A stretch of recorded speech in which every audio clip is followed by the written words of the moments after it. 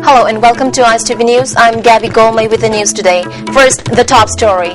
Sangay Festival this time will not only be unique but will also boost up socio-economy of the state, says Parliamentary Secretary M. Prithvi Raj. Now the news in detail. Almost 60% of the preparations for the Sangay Festival, of which the curtains will go up on November 21 and will fall on November 30, are over. This year's Sangay Festival will not only be unique among all other festivals, which have never been seen before, but will also greatly boost up socio-economy of the state. This was stated by Parliamentary Secretary Yas and Tourism M. Prithvi Raj.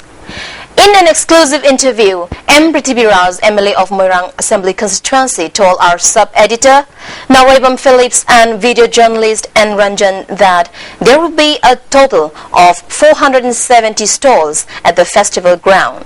There will be 150 premium stalls, 150 food stalls, and 170 ordinary stalls.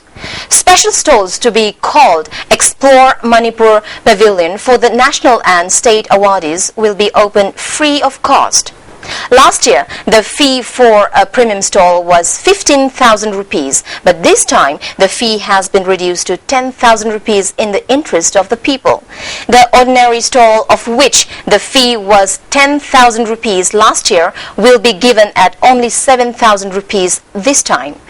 M. Prithvi Raj further said that only indigenous food items of different ethnic groups will be made available at the food stalls. About 50 stalls will be open just near the entrance, where the visitors will be able to explore the history, art and culture, tourist spots, games and sports, etc. of Manipur.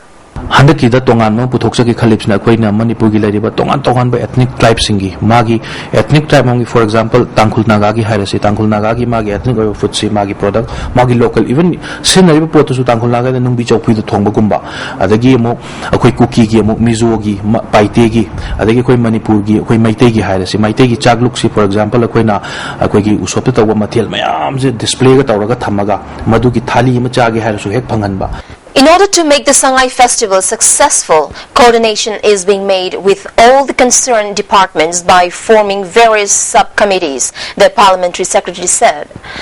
Many tourists from China, Myanmar, Thailand, Japan and the United Kingdom, etc. will be coming to Manipur to enjoy the festival. Efforts are being made to webcast the festival on the internet so that the whole world can see and take part in the festival through social networks. Various cultural programs will be held at the boat. The festival will greatly help the tourism sector in the state. The tourists will be facilitated to visit Sendra, Lamdan and other places, he said, and appealed to the people not to call bandh or blockade of any kind during the 10-day festival. Instead, extend full cooperation to make the festival successful. Kaunagi products phakse sare yolani yomi matak ta koi live hoina demonstration tawba phakse sabu lanba akoigi laidibi sabagi adagi tongan ba sing koina products showcase tawba akoigi tongan ba tribal ki jewelry saba adagi siguma mayam am leiri thangi kamai sai loina display matang toraga magi explanation ma so koi phajana pijarani. He also appealed to the people to bear some inconveniences due to the ongoing construction of the Sanjentong Bridge. The government is trying hard to complete the construction. As some equipments are being imported from foreign country, it cannot be completed in time. As of now, improvement works of 4 alternative routes are completed, M. Prithvi Raj said. Handiki Sangay Festival asi koi Manipur le praja kuting mangna koi gi achauba ai gi kanoni haina khanbiraga ai gi daita ai gi responsibility tawbiba throughout the festival da karigumba koi gi thoning da thawda amatta thon bidaba aduga masida koi gi bannung na chingba amatta kawbidaba aduna masi thamjani. One army personnel of 107 AR Engineer Regiment was killed in a bomb attack by unidentified suspected militants on the campus of the 165th Territorial Army Battalion A Company at Kwerengay. The incident happened around 8:10 p.m. yesterday. The deceased has been identified as Lance Knight Jaga Singh from Pune. He was taken into the military hospital of 183 Army Battalion. However, doctors declared him dead after he was given necessary treatment.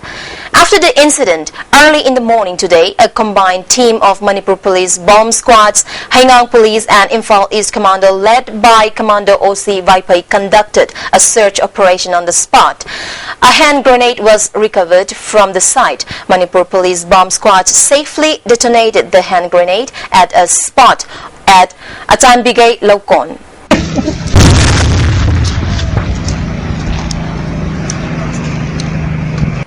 On the other hand, a team of 24 Assam Rifles arrested a woman with 4 hand grenades in a frisking drive at Kudeng Thabi. The woman has been identified as Inagli, wife of Sarat of Lamlai Sekta Awang.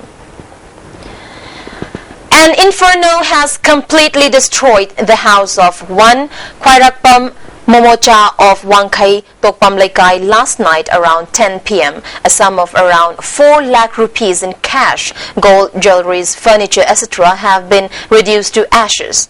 Manipur Fire Service personnel fought the fire till 11:30 p.m. and finally extinguished the fire. Ward member of IMC Huidrom Noren appealed to the people to extend assistance to the victims of the fire.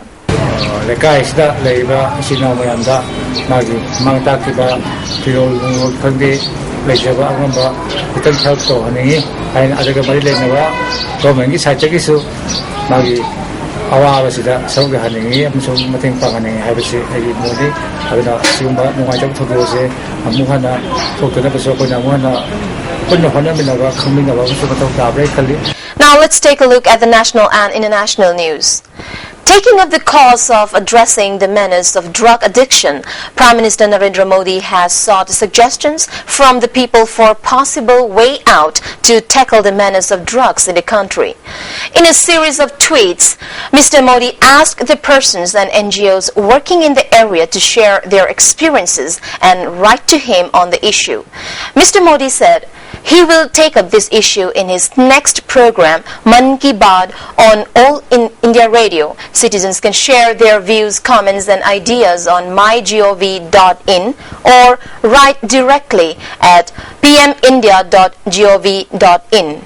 Soon after Lieutenant Governor Najib Jung sent his report on the dissolution of the Delhi Assembly, the Union Cabinet today met to discuss Delhi's political situation. The Cabinet meeting was chaired by Prime Minister Narendra Modi in the national capital. The decision has paved way for fresh polls in the state, as it is mandatory to have polls within 6 months of the dissolution of Assembly. Jung had sent the report after discussions with leaders of Bharatiya Janata Party, BJP, Aam Aadmi Party, AAP and Congress yesterday. Neither of the parties showed any interest in forming a government in the national capital in the present circumstances. After the meetings, Jung sent a report to the President recommending dissolution of the Assembly. Clashes broke out today between protesters and security forces in Naugam area of Kashmir over killing of 2 youths in army firing in Budgam district of Kashmir, even as authorities imposed restrictions on the movement of the people as a precautionary measure to maintain law and order. Groups of youth started pelting stones at police personnel posted on law and order duty in Naugam area minutes after the 2 deceased youth, both local residents, were laid to rest, police said. The army had claimed that the youths did not pay heed to signals to stop at 3 barriers set up by security forces. Defense Minister Arun Jaitley has assured of fair inquiry in yesterday's army firing incident in Bagam district of Jammu and Kashmir, which claimed 2 lives. Mr. Jaitley described the incident as highly regrettable.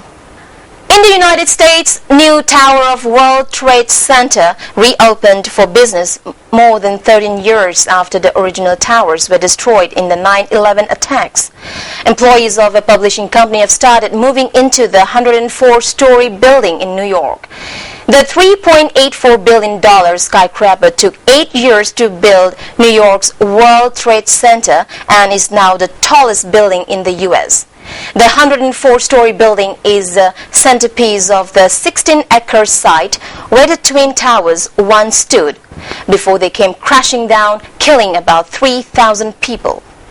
Australian Prime Minister Tony Abbott today defended using coal to generate energy as the foundation of our prosperity after the United Nations warned that carbon emissions were leading to disaster.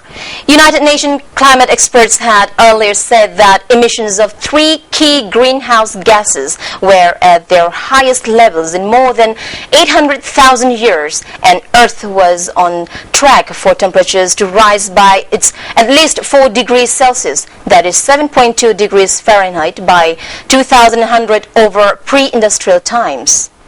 Before we end the top story once again, Shanghai Festival this time will not only be unique but will also boost up socio-economy of the state, says Parliamentary Secretary M. Prithviraj. That's all we have for now. We'll be back with more updates.